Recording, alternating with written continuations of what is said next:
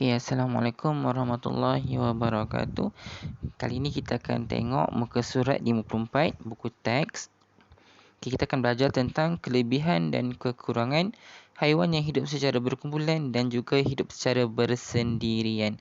Baik, untuk haiwan yang hidup secara berkumpulan, kelebihan haiwan yang hidup secara berkumpulan, kita tengok yang pertama, dia dapat bekerjasama untuk membuat sarang dan mendapatkan makanan. Contoh seperti semut.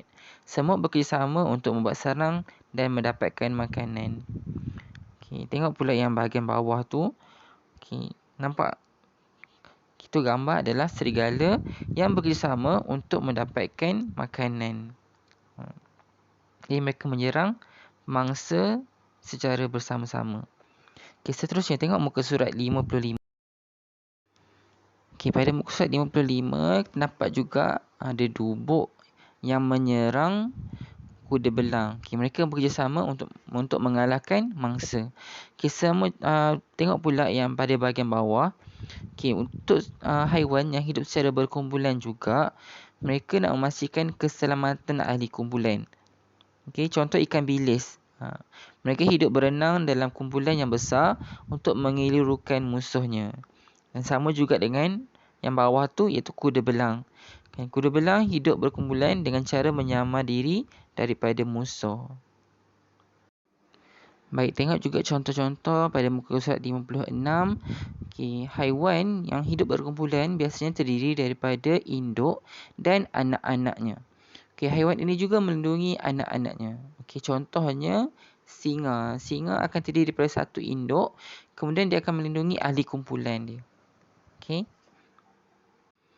Singa akan mengawal kawasannya dan sumber air di kawasannya daripada kumpulan haiwan lain. Singa akan menandakan kawasannya dengan semburan urinnya, iaitu air kencing, di tempat-tempat tertentu dalam kawasannya. Baik, seterusnya tengok pada yang bahagian bawah tu, iaitu singa laut.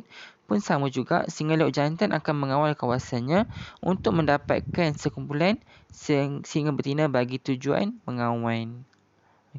Jadi haiwan yang hidup berkumpulan akan bekerjasama untuk membuat sarang, mendapatkan makanan, menjaga keselamatan, melindungi anak-anaknya dan mengawal wilayahnya atau kawasannya. Pada muka surat 57 diterangkan tentang kekurangan haiwan yang hidup secara berkumpulan. Yang pertama, contohnya haiwan yang hidup secara berkumpulan mudah dijangkiti wabak penyakit. Contoh seperti gambar ayam tersebut. Ini adalah kes yang kita pernah dengar dulu tentang wabak sesama burung. Ayam-ayam yang tinggal dalam kandang yang sama boleh terkena wabak. Wabak penyakit yang disebabkan oleh virus disebarkan melalui udara, mudah merebak kepada haiwan yang hidup di dalam kumpulan. Baik, pada muka surat 58, kita bincang pula kelebihan dan kekurangan haiwan yang hidup secara bersendirian. Contoh burung hantu.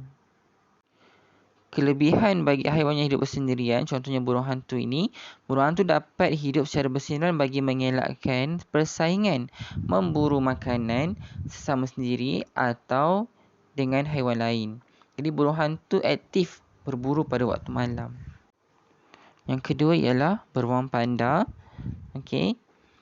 Sumber makanan yang terhad menyebabkan panda hidup bersendirian bagi mengelakkan persaingan untuk mendapatkan makanan. Dan sama juga yang bawah tu, itu haiwan apa? Itu adalah cheetah. Baik, harimau bintang memerlukan kawasan yang luas untuk mendapatkan makanan atau pasangan. Haiwan ini akan menyerang musuh yang mencerobohi kawasannya.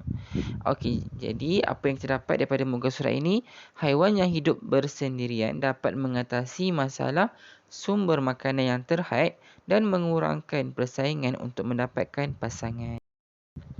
Sekarang kita bincangkan pula tentang kekurangan haiwan yang hidup secara bersendirian. Haiwan yang hidup secara bersendirian akan mengalami masalah seperti apa?